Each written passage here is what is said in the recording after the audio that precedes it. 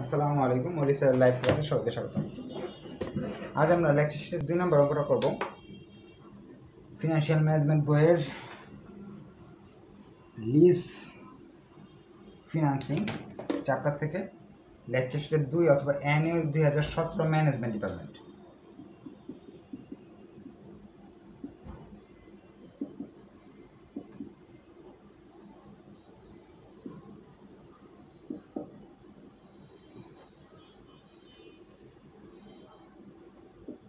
Annual 2017 management. যাদের কাছে lecture sheet নাই, প্রবলেম 2, তারা এটা বের করে নিতে পারেন। আর লেকচার শিট থাকলে তো ওকে, সমস্যা নেই। চ্যাপ্টার 6 অথবা 4 লিজ ফিনান্সিং।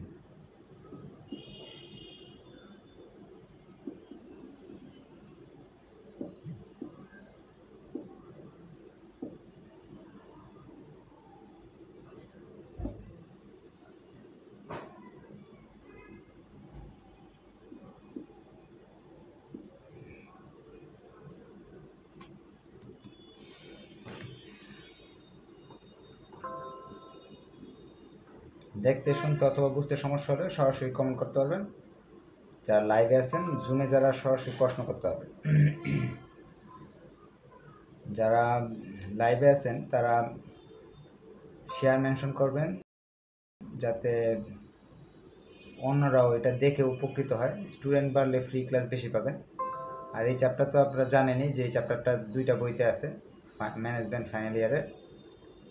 একটা করলে দুইটাই হয়ে যাবে। প্রশ্ন পড়তেছি। একটা কোম্পানি দেওয়া আছে,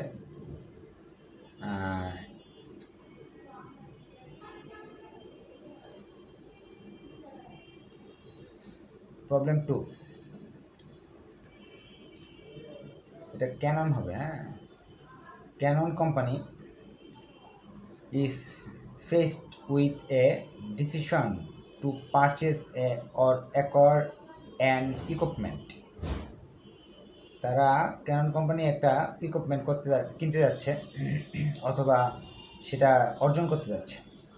the cost of that equipment is টাকা 2,50,000। এই ইকুইপমেন্টটা কিনতে গেলে তার খরচ পড়বে 2,50,000 টাকা। It has a life of 5 years। এটার আয়ুষ্কাল 5 বছর। The equipment can be obtained on lease by paying in advance equal lease rent annually। এখানে একটা শব্দ বলছে অ্যাডভান্স। লিজের ভাড়াটা অগ্রিম দিতে হবে।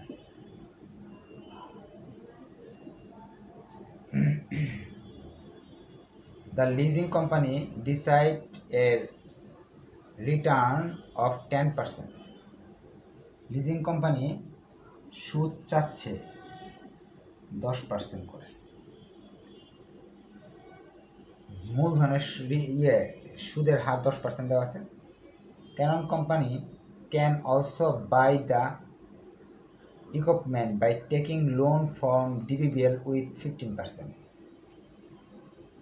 যদি আমি ইচ্ছা করলে ডিবিবিএল ব্যাংক থেকে টাকা নিয়ে এই মেশিনটা কিনতে পারবো।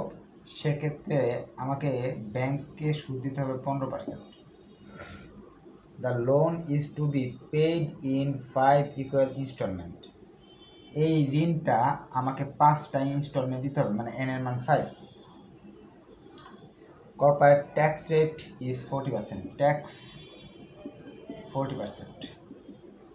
The company follow straight line depreciation system. Should the lease or buy the equipment? প্রশ্নে বলতেছে আমার কিনলে ভালো হবে নাকি লিজ নিলে ভালো হবে। কিনতে হলে তো আমার ঋণ নিয়ে কিনতে হবে, আর লিজ নিলে তো ভাড়া দিতে হবে। এখন আমি কিন্তু আপনাদের বলছিলাম 6টা জিনিস দেওয়া থাকতে হবে। কি দেওয়া আছে আমরা দেখি। দেওয়া আছে সম্পদের খরচ দেওয়া আছে। সম্পদের খরচ দেওয়া আছে 2.5 লাখ টাকা, 5 বছর এবং ট্যাক্সের রেট 40%, ইন্টারেস্ট দুইটা দেওয়া আছে, লিজের জন্য একটা, আরেকটা হলো আপনার ভাড়ার জন্য আরেকটা। এখন ট্যাক্স রেটও দেওয়া আছে।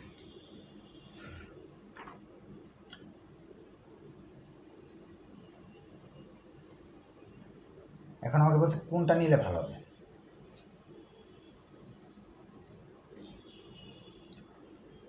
এখন এই ডিসিশনটা নেওয়ার জন্য আমাকে ALP সবসময় দেওয়া থাকে না, এটা বের করতে হয়।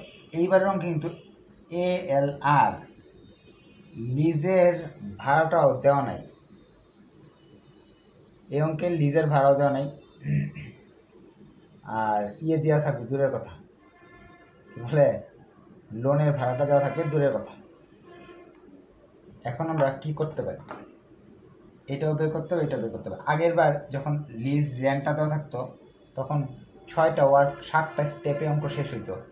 এবার তো লিজের ভাড়া দেওয়া নাই, তার মানে ওয়ার্ক 8টা স্টেপ করতে হবে। শুরু করে দিচ্ছি তাহলে অঙ্ক। ওয়ার্কিং 1, আরেকটা ভেজালের কথা বলে রাখছি, অ্যাডভান্সের নিয়ম আলাদা। Working 1, annual loan payment. Buying option করতেছি, উপরে লিখে দেব বাইং অপশন অথবা লোন অপশন অথবা বোর্ড অপশন।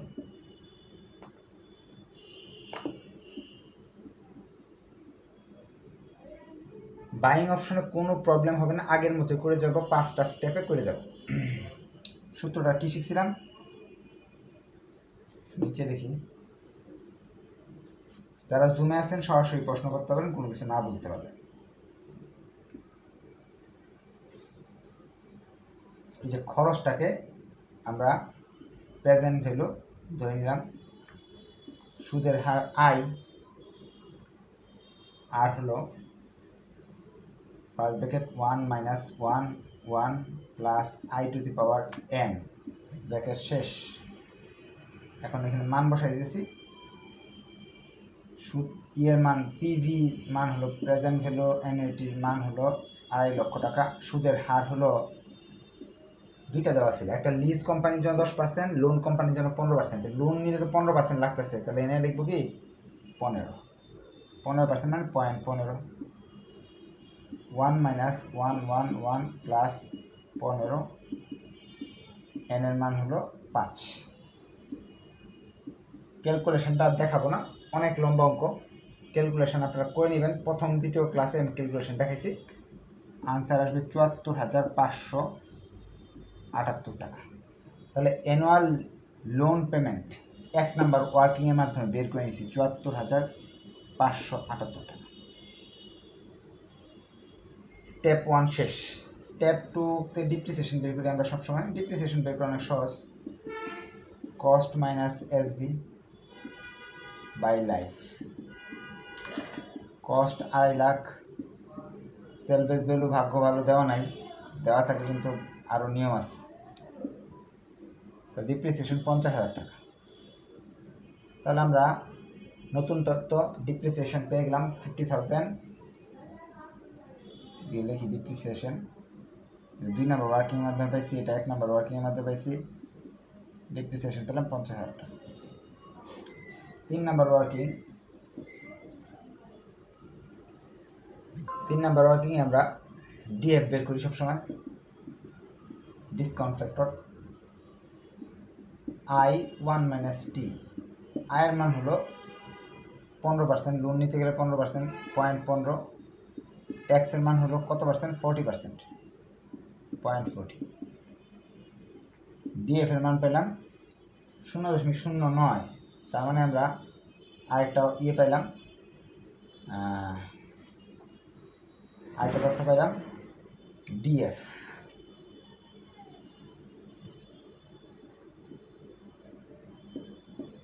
ডিএফ এর মান পেলাম 3 নাম্বার ওয়ার্কিং এর মাধ্যমে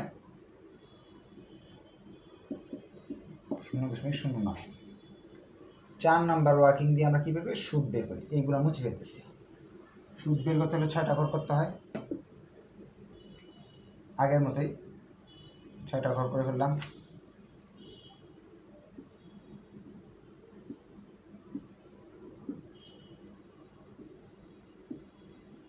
ইয়ার beginning balance, annual loan payment, interest 15%,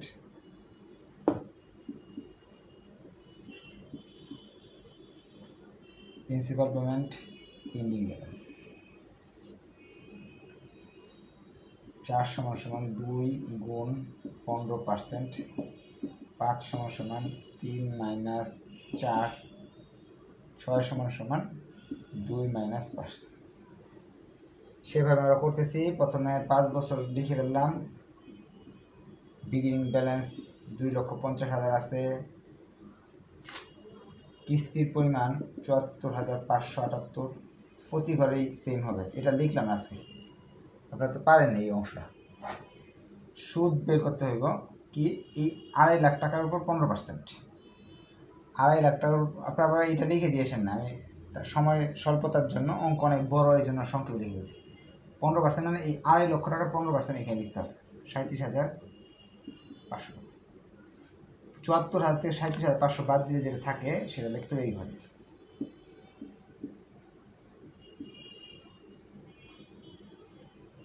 আড়াই লাখ থেকে 37,000 বাদ দিলে যেটা থাকে, 37,078 বাদ দিলে যেটা থাকে, এটা লিখতে হবে এইভাবে। যারা আগের 1 নাম্বার 2 নাম্বার ক্লাস দেখছেন তারা জানেন এই অঙ্ক কীভাবে করতে হয়। এইটা আমাকে এই পাশে আবার ফেরত নিয়ে আসতে হবে।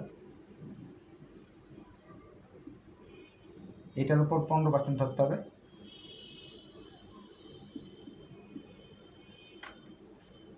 আর 74 থেকে এটা 74,578 থেকে এটা বাদ দিতে হবে।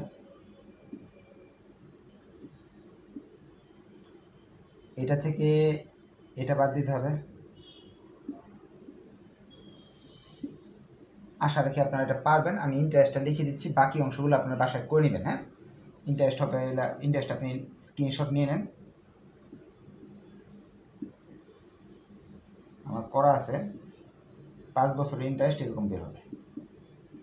এখানে 10-20 টাকা, 15 টাকা, 100 টাকা এরকম ডিফারেন্স হলেও কোনো সমস্যা নেই। 10-20 টাকা ডিফারেন্স হতে পারে, স্বাভাবিক, এটার জন্য কোনো সমস্যা নেই। বাকি ঘরগুলো তো কীভাবে করতে হয় এটা লেখা আছে, সেভাবে করে নেবেন। এই 5টা আমার ঘর দরকার, এদের কিন্তু আমার দরকার নাই। এই 5টা সংখ্যা আমার দরকার।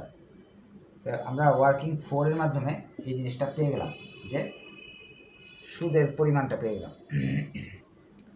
এখন আমাদের কী করতে হবে,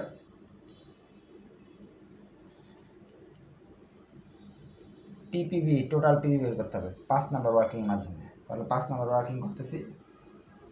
5 নাম্বার ওয়ার্কিংয়ে ঘর করতে হয় 9টা, এটা তো আমরা জানি।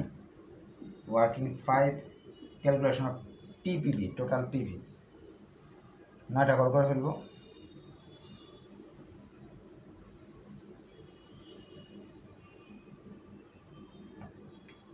চারটা অলরেডি আছে, 5, 6, 7, 8, 9। ইয়ার এখানে ALP, তারপর ডিপ্রিসিয়েশন, ইন্টারেস্ট, টোটাল ট্যাক্স, তারপর হলো NCF, DF, PV। ALP সবসময় সমান 74,578 টাকা।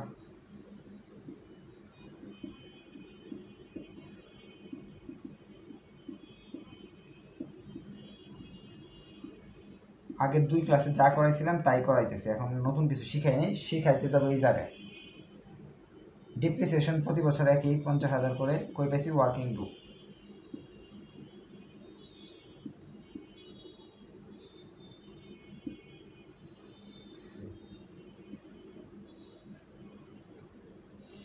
এটা যোগ করে টোটাল চলে আসবে। টোটাল মানে 5 নাম্বার ঘর সমান সমান 3 + 4 আসবে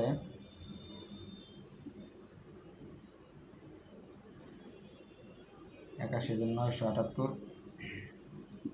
75,542, 68,187,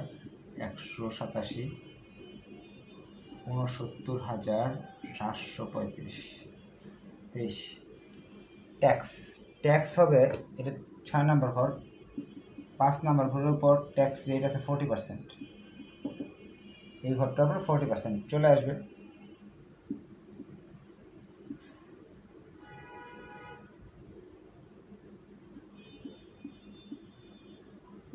না বুঝলে বলবেন।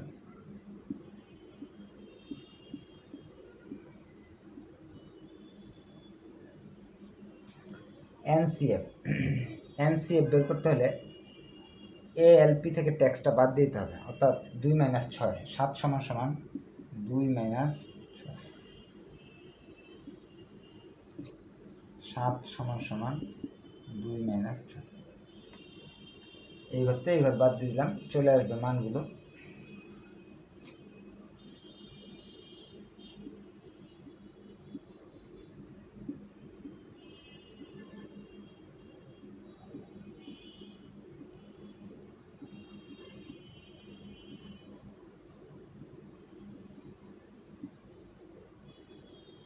ডিএফ 8 নম্বর ঘর বের করার নিয়ম কত আগে 2 ক্লাসে শিখিয়েছিলাম, একটা সূত্র আছে।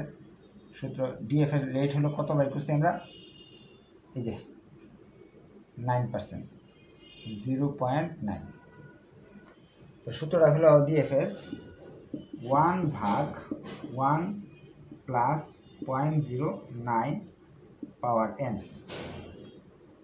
এই 9 এই n মানে প্রথমে 1 2 3 4 5, এইভাবে 1 দিয়ে করলে এটা আসবে, 2 দিয়ে করলে এটা আসবে, 3 দিয়ে করলে এটা আসবে, 4 দিয়ে করলে আসবে, 5 দিয়ে করলে আসবে। তার সাথে 1 দিয়ে করলে আসতেছে 9 1 7 8 4 2 7 7 2 7 0 8। এই ঘর আর এই ঘর মানে 10 নম্বর 9 নম্বর ঘর সমান 7 × 8।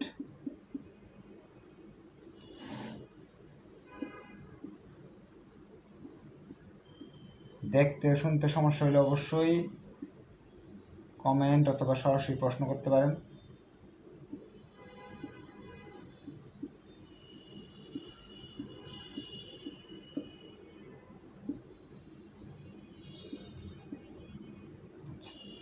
এখন এই সবগুলোর সংখ্যা যোগ করে নামাইলাম, present value, total present value বেরিয়ে আসলো টিপিভি 1,72,177 টাকা। 5টা স্টেপ করার পর আমি বুঝতে পারলাম আমার লোন নিলে আমার টাকা লাগতেছে 1 লক্ষ, লোন নিলে বা কিনলে 1,72,177 টাকা আমার পকেটে যাবে। এখন লিজ অপশনে যায় দেখি কি অবস্থা। 6 নম্বর স্টেপ লিজ অপশন।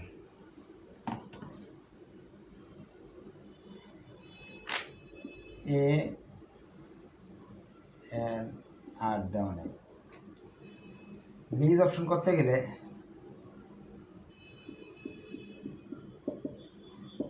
ওয়ার্কিং 6 আমাদের স্টেপ 6 আমাদের ALR নির্ণয় করতে হবে, annual lease rent. Annual lease রেন্টের সূত্র আমি লিখে দিচ্ছি, আগের সূত্রটাই সেম।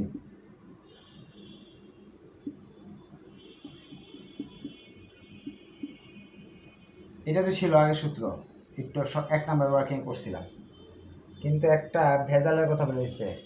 অ্যাডভান্স অথবা বিগিনিং এর অঙ্কের ক্ষেত্রে 1 + i লেখা থাকে। বিষয়টা একটু বুঝে নেন। যদি লিজের ক্ষেত্রে অ্যাডভান্স বলা হয় তাহলে 1 + i দেখাতে হবে, 1 নম্বর কথা। 2 নম্বর রেন্ট, এটার ক্ষেত্রেও যদি আমি সূত্রটা করি এএলপি অ্যানুয়াল লোন পেমেন্টের ক্ষেত্রেও 1 + i দেখাতে হবে যদি প্রশ্নে অ্যাডভান্স শব্দটা দেয়া থাকে। তাহলে মান বসাইতেছি। এখানে খেয়াল করার মতো আরেকটা জিনিস শেখার মতো আছে। অ্যানুয়াল মোট হলো 2.5 লাখ টাকা। প্রতিবারে আমরা একই সুদ দিয়ে করি, কিন্তু এবার বলে দিছে লিজ নিলে 10% সুদ, লোন নিলে 15%। সেই হিসাবে এখানে আয়ের মান হবে 10। আশা রাখি বুঝতে পারছেন, না বুঝলে আমাকে প্রশ্ন করতে পারেন। এন এর মান হলো 5।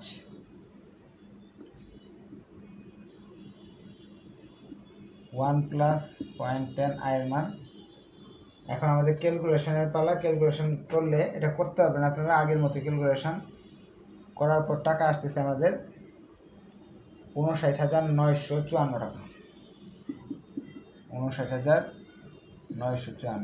তাহলে অ্যানুয়াল লিজ পেমেন্ট 59,954 টাকা লিজের জন্য ভাড়া দিতে হবে। তাহলে 6 নম্বর স্টেপ, এটা নতুন দেওয়া নাই যেহেতু। 7 নম্বর স্টেপ, ডিএফ বের করতে হবে। Working 7 DF. ডিএফ তো আমরা আগে যে সূত্র ব্যবহার করতাম সেই সূত্র দিয়ে করতে পারতাম, কিন্তু ঝামেলা লাগাইছে বিগিনিং শব্দটা দিয়ে। 1+1 i to the power n 1, এই সূত্র দিয়ে এই সূত্র দিয়ে আমি অঙ্ক করতাম, ডিএফ এর মান বের করতাম। এখন ডিএফ এর ক্ষেত্রে একটু খেয়াল রাখবেন, ডিএফ এর ক্ষেত্রে আমি তুলনা করতেছি কিন্তু ব্যাংকের সঙ্গে। কস্ট অফ ক্যাপিটাল ভাড়া তো নির্ণয় করছি 10% দিয়ে, একটু খেয়াল রাখেন, ভাড়া কিন্তু 10% দিয়ে নির্ণয় করছি, কিন্তু ডিএফ এর ক্ষেত্রে আমার এই যে 9% দিয়ে অঙ্ক করতে হবে সবসময়, এটা মনে রাখেন। আয়ের মান 0.09,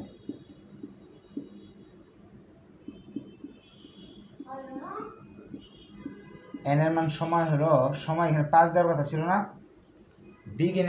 বিগিনিং এর অঙ্কে মনে রাখবেন 1 বছর কম দিতে হবে। নোট করে রাখেন, নোট করে কেন কম দিতে হবে এটা আমি অঙ্কে দেখাবো। কি কি পরিবর্তন আসতেছে একটু নোট করে রাখেন। এক হলো আয়ের ক্ষেত্রে ডিএফ যেটা আছে 15% হিসাব করে ডিএফ যেটা বের করছি সেটা ব্যবহার করবো, এই 10% ব্যবহার করবো না। 10% শুধু লিজের ভাড়া বের করতে ব্যবহার করবো। এটা হলো 1 নম্বর কথা। 2 নম্বর কথা হলো সময়টা যদি বিগিনিং এর অঙ্ক বলে তাহলে এখানে 5 না লিখে 4 লিখবো। যদি 5 বছরের অঙ্ক হয় তাহলে 4 লিখবো, 4 বছরের অঙ্ক হলে 5 লিখবো, এরকম। এখন সাইন্টিফিক ক্যালকুলেটর চাপলাম, আসলো মান 3.2397। 7 নম্বর ওয়ার্কিং এর মাধ্যমে, ওয়ার্কিং 7 এর মাধ্যমে আমরা ডিএফ এর মান পেয়ে গেছি 3.2397। এখন চলে যাচ্ছি আমরা আমাদের এই 8 নাম্বার স্টেপ, যেটার মাধ্যমে আমরা টোটাল প্রেজেন্ট ভ্যালু বের করব লিজ অপশনের। ঘর তো আগের মতোই 6টা হবে, 1 2 3 4 5 6। ইয়ার, annual lease rent, tax save, NCF, DF at the rate 9%, present value। ইয়ার লিখবো 0, কেন? বিগিনিং এর অঙ্ক, বিগিনিং এর অঙ্কে 0 লিখতে হবে।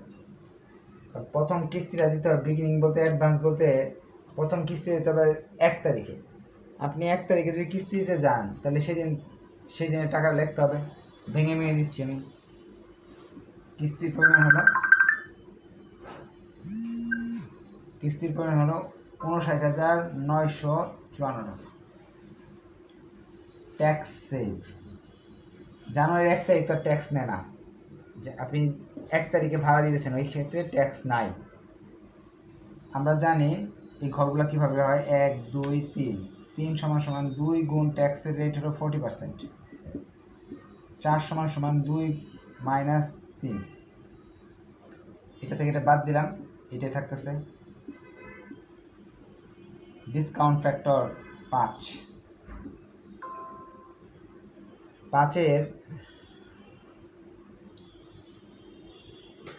5-এর জন্য একটু খেয়াল করে দেখেন, এখানে কি আছে 0 বছর না 1টা বছর, সেক্ষেত্রে ডিএফজি বের করি আমি। 1 ভাগ 1 plus i to the power n। এখন 1 to 1 ভাগ 9%, i মানে 9%, n হলো 0। দেখেন ডিএফ একটা বছর দেওয়া আছে 0, 1 ভাগ 1 প্লাস 0.09 পাওয়ার 0, মান আসবে সবসময় 1। এটার মান কি আসবে 1। এটা দিয়ে এটা গুণ করলে আসতেছে সেম। এরপরে 1 থেকে 4 বছর, 1 থেকে 4 বছর এইভাবে ভাড়া দিয়ে যাবো আমি। প্রথমে 0 জানুয়ারি 1 তারিখে একটা কিস্তি ভাড়া দিছি, এরপরে আগামী 4 বছর এইভাবে ভাড়া দিব, 5 বছর, তো 5টা কিস্তি হইতেছে। দেখেন এখানে 4টা কিস্তি, 4টা ভাড়া, এনে একটা ভাড়া, 5টা ভাড়া কিন্তু হয়ে যাইতেছে। পঞ্চম বছর ডিসেম্বর মাসের শেষ তারিখে কোনো ভাড়া দিতে হইতেছে না। তো এখানে বিগিনিং অঙ্ক করলে এইভাবে স্টেপটা সাজাবেন। যারা দুর্বল তাদের জন্য স্টেপটা এইভাবে সাজাতে হবে 1 নাম্বার। আর যারা বেসিক বুঝতে যাচ্ছেন, 4 বছরের কিস্তি হলো এইভাবে দিব, একটা কিস্তি বিগিনিংয়ে দিছি, 5 বছরের কখনো ভাড়া দেওয়ার দরকার নেই, কারণ জানুয়ারি 1 মাসে যদি ভাড়া দিই ডিসেম্বর 31 তারিখ পর্যন্ত কোনো ভাড়া দেওয়ার প্রয়োজন নাই। ট্যাক্স সেভ বলতেছে 2 নাম্বার ঘরের উপর 40%, এটার উপর 40% আসবে 23,982 টাকা। এটা থেকে এটা বাদ দিলাম, চলে আসতেছে 35,972 টাকা। ডিসকাউন্ট ডিএফ বের করতে হবে 9%, 1 থেকে 4, 1 থেকে 4-এর ডিএফ কিন্তু বের করছি, 4 বছরের ডিএফ বের করছি 3.2397।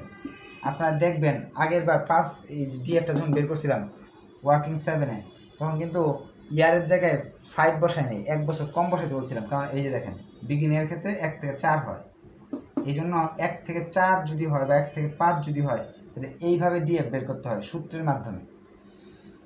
আর যদি সিঙ্গেল ইয়ার থাকে সেক্ষেত্রে ডিএফ বের করার সূত্র হলো এটা।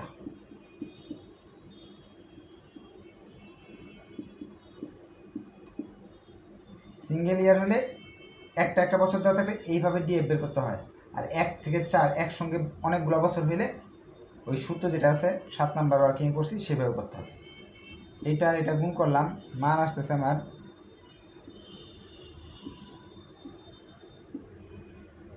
এখন পঞ্চম বছরে আর ভাড়া দিতে হচ্ছে না, 4 বছরে 4টা ভাড়া দিচ্ছি, একটা দিচ্ছি 5টা। কিন্তু এই যে এই বছরের ট্যাক্সটা বছর শেষে দিতে হয়েছে, এখানের যে ট্যাক্সটা এটা বছর শেষে দিতে হয়েছে।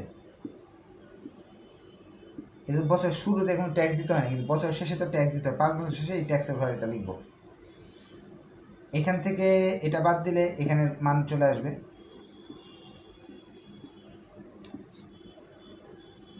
এটা কি পঞ্চম বছর না? পঞ্চম বছর ডিএফ বের করতে হলে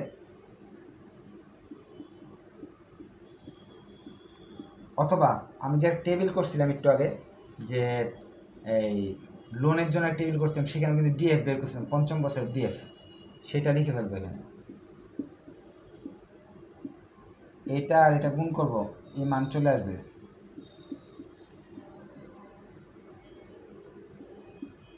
এই সবগুলো যোগ করবো, এটা বাদ দিব, মান চলে আসতেছে 1,60,905 টাকা টিপিএফি।